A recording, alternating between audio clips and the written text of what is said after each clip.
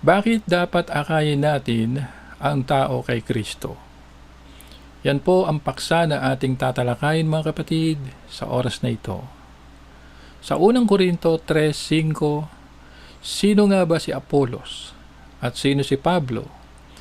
Mga lingkod na kinasangkapan upang sumampalataya kayo ayon sa itinakda ng Panginoon sa bawat isa.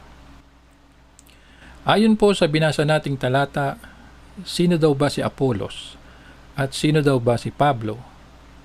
Ang sagot po, sila po ay mga lingkod na ginagamit ng Diyos upang makasampalataya ang wala pa po sa ating Panginoong Hesukristo. Hanggang ngayon, kahit laganap na po ang Word of God sa buong mundo, marami pa rin pong mga tao sa buong mundo ang hindi pa nailalapit at napapatanggap sa ating Panginoong Hesukristo bilang kanilang Panginoon at tagapagligtas. Bakit po kaya? Dahil maaring wala pang umaakay sa kanila para mailapit sila kay Kristo. Sa ngayon, kahit napakarami na pong mga mananampalataya, ang iba ay ayaw pa rin, takot pa rin, at nahihiya pa rin na i-share ang ating Panginoong Hesus. Sa ating pag-aaral sa oras na ito, tatalakayin po natin ang 6 na dahilan kung bakit dapat nating akayin kay Kristo ang isang tao. Una, dahil utos ito ni Kristo. Mateo Kapitulo 10, talatang 7 hanggang 8. Sa inyong paghayo ay ipahayag ninyo malapit nang dumating ang kaharian ng langit. Ang mga may sakit ay inyong pagalingin, ang mga patay ay inyong buhayin, ang mga kitongin ay inyong linisin, at ang mga demonyo ay inyong palayasin. Tinanggap ninyo ng walang bayad, ipamigay din ninyong walang bayad. Ayon sa binasa nating talata, ang mga alagad po ng ating Panginoong Hesus ay kanyang pinapahayo na ipahayag nila na malapit nang dumating ang kaharian ng Diyos. At kasama na rin sa kanilang paghayo ay ang pagalingin ang mga may sakit, ang mga patay ay buhayin, ang mga may ketong ay linisin, at ang mga demonyo ay palayasin.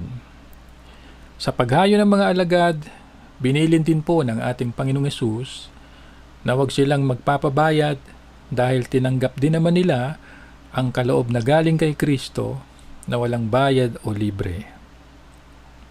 Tayo po bilang mga tagasunod ng ating Panginoong Hesus, naroon na po ang ating pagnanais na sumunod sa Kanya. Kaya kung nag-utos po ang ating Panginoong Hesukristo na tayo po ay humayo para akayin ng tao na sumampalataya sa Kanya, dapat lamang po natin na ito'y gawin. Dahil mas mainam na po ang sumunod kaysa sumuway sa ating Panginoong Hesus. Idalangin natin sa Diyos na bigyan niya tayo ng lakas, tibay ng kalooban, karunungan, patnubay ng Espiritu Santo.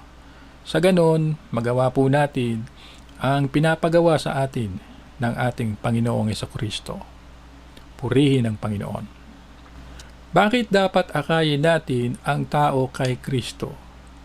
Ikalawa, dahil kailangan ng Diyos ng mga manggagawa. Mateo 9, talatang 36 hanggang 38. Nang kanyang makita ang napakaraming tao, nahabag siya sa kanila sapagkat sila'y nababalisa at nakakaawa, na gaya ng mga tupang walang pastol. Sinabi niya sa kanyang mga alagad, napakarami ng aanihin, subalit kakaunti ang mga manggagawa. Kaya't idalangin ninyo sa Panginoon ng anihin na magsugo siya ng mga manggagawa sa kanyang aanihin.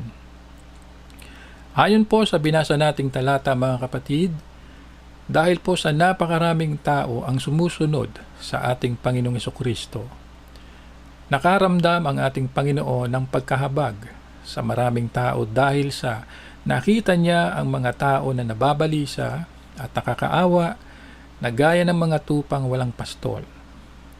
At dahil dito, sinabi niya sa kanyang mga alagad na napakaraming aanihin, subalit konti lang ang mga manggagawa.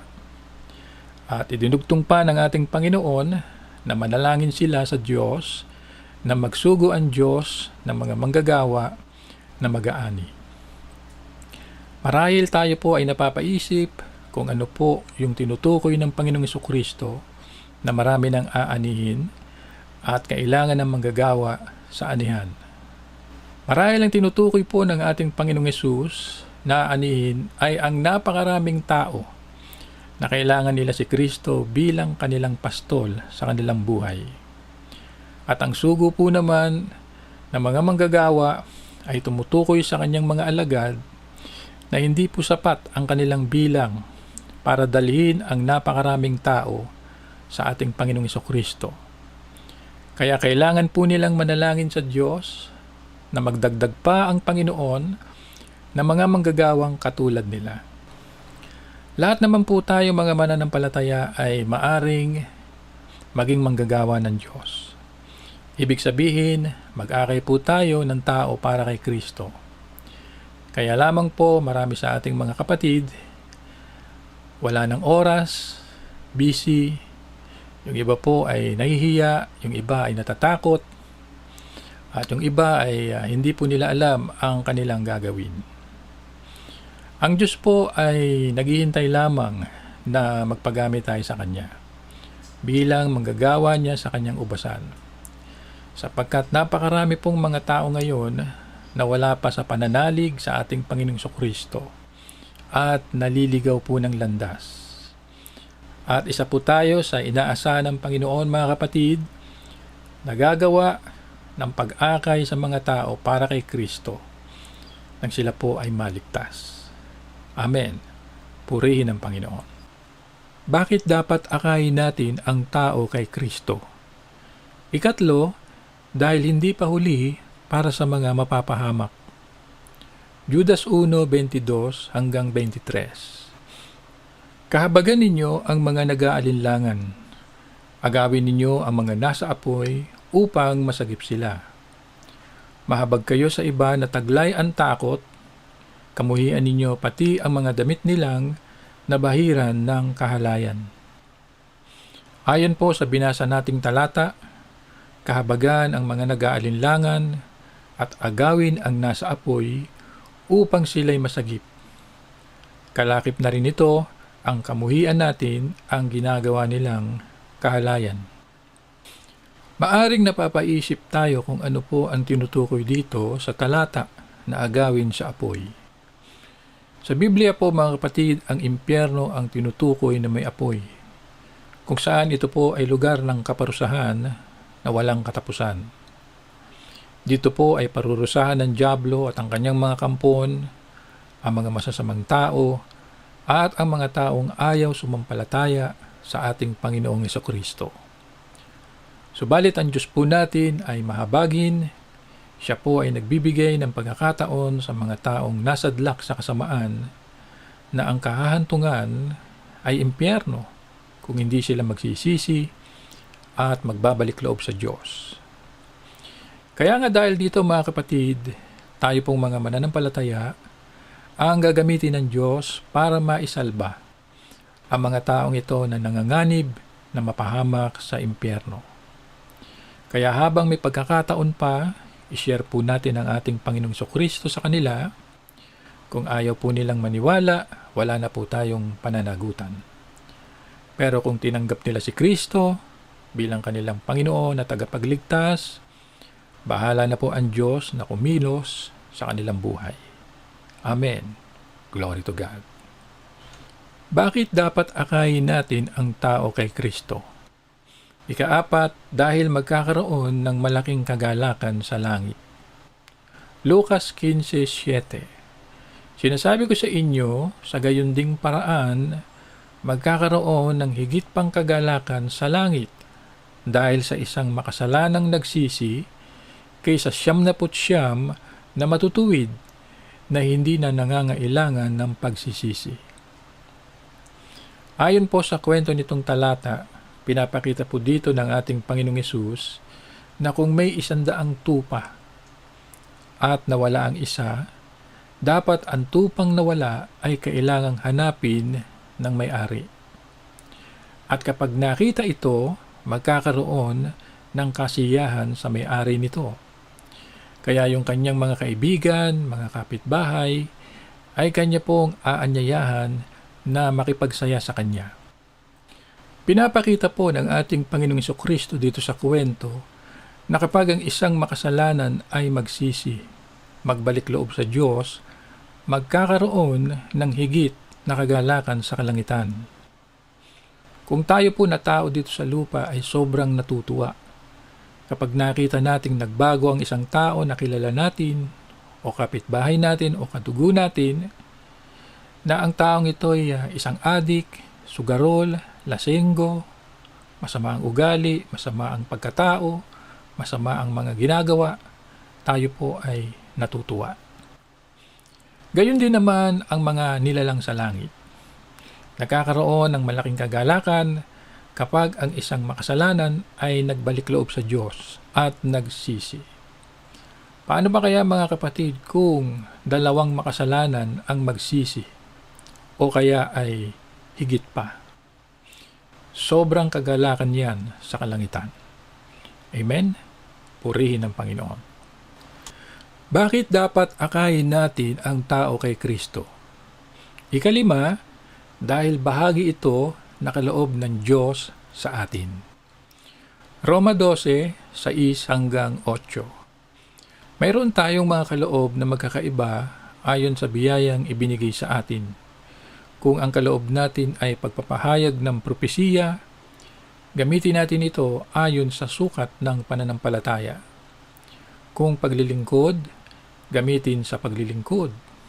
Kung pagtuturo, sa pagtuturo. Kung pagpapalakas ng loob, sa pagpapalakas ng loob. Kung pagbibigay, ay bukas palad sa pagbibigay. Kung pamumuno, mamuno ng buong sikap. Kung pagkakawanggawa, gawin ito ng masaya. Ayon po sa binasa nating talata, ang Diyos po ay nagbigay ng iba't ibang kaloob sa atin bilang mga mananampalataya. Gaya po ng kaloob ng pagpropesiya, kaloob ng paglilingkod, kaloob ng pagtuturo, kaloob na pagpapalakas ng loob, kaloob ng pagbibigay, kaloob ng pamumuno, kaloob ng pagkakawanggawa, na gagawin ito ng masaya. Marahil marami ng kalooban Diyos sa mga mananampalataya, ang sayang. Dahil hindi naman ito nagagamit sa gawain ng Panginoon. Kasama na dito ang husay sa pagtuturo ng salita ng Diyos o sipag ng pag-akay ng tao para kay Kristo. Mapalad po tayo mga kapatid kung isa po tayo sa pinili ng Panginoon para pagkalooban niya ng kanyang mga kaloob. Kasama na rito ang pangangaral, kaya huwag po natin itong sayangin. Madami po ang mga nakapagtapos ng Bible School, Bible Seminary, mga discipleship training, seminar, at mahabang taon din ang ginugol sa pag-aaral para maging Doctor of Theology, Doctor of Divinity, maging pastor. Halos 4 na taon din po ang gugugulin para makagraduate. Pero ang tanong, lahat kaya na nag-aral sa Bible Seminary, Bible School, ay nagagamit ng Diyos para i-share ang Panginoong Jesucristo sa mga tao? Maaring hindi lahat, kasi maaring yung iba ay merong dumating na magandang opportunity na kumita ng malaking pera, magkaroon ng magandang negosyo, magkatrabaho sa abroad, kaya nawala na muna ang kanilang focus sa pangangaral ng salita ng Diyos. Hindi naman po kontra ang Panginoon kung may magandang opportunity na dumating sa atin na iba sa tawag ng Panginoon. Subalit, huwag po nating tatakasan kung may tawag ang Diyos sa atin na ibahagi at ipangaral ang kanyang salita at dalhin ang tao kay Kristo. Hindi po ibig sabihin dahil maganda na ang kalagayan natin sa buhay in terms of financial, business, family, ay doon na po natin itutodo yung ating focus. At babaliwalain na po natin ang calling ng Panginoon sa atin bilang pastor, bilang mangangaral, para mag-share ng Word of God o i-share si Kristo sa iba. Kailangan pa rin po nating i-practice ang ating pong gift na binigay ng Panginoon alang-alang sa mga taong wala pa kay Kristo. Amen? Purihin ang Panginoon. Bakit dapat akayin natin ang tao kay Kristo? Ika-6, dahil na kay Kristo ang kasagutan sa maraming bagay. Mateo 11:28. Lumapit kayo sa akin, kayong lahat na napapagod at may mabigat na pasanin, at bibigyan ko kayo ng kapahingahan. Ayon po sa binasa nating talata, ang Panginoong Jesucristo po ay nag-aanyaya na kung tayo po ay may mga kinakaharap na kapaguran, kabigatan, pasanin, pangako po niya na bibigyan niya tayo ng kapahingahan, ng kagaanan ng kalooban, ng solusyon sa mga problema natin. Lahat naman po ay maaring tamaan ng suliranin, hindi lamang sa pera kundi maging sa ibang mga bagay. Subalit anumang mga problema yan, kay Kristo may solusyon niya. Karamdaman, kay Kristo gagaling yan. Alipin ng bisyo, kay Kristo magbabago yan. Masama ang ugali, kay Kristo babait yan. Korupsyon, kay Kristo magiging tapat yan. Kalungkutan, kay Kristo sasaya yan. Takot, kay Kristo tatatag yan. Kamatayan, kay Kristo sa langit yan. Amen. At diyan na po natin winawakasan, mga kapatid, ang ating paksa sa oras na ito. Pero bago po tayo magwakas, tayo po muna ay manalangin. Ama naming Diyos na nasa langit, kami po ay nagpapasalamat sa mga taong ginamit mo upang kami ay makasampalataya sa Panginoong Jesucristo bilang aming Panginoon at aming tagapagligtas. Dahil dito, dalangin po namin na bigyan mo po kami ng lakas ng loob, ng katalinuhan, ng gabay ng Espiritu Santo upang maakay po namin sa pananampalataya ang mga taong wala pang pagkakilala sa Panginoong Jesucristo. Dalangin po namin ito sa mataas na pangalan ng aming Panginoong Jesucristo. Amen.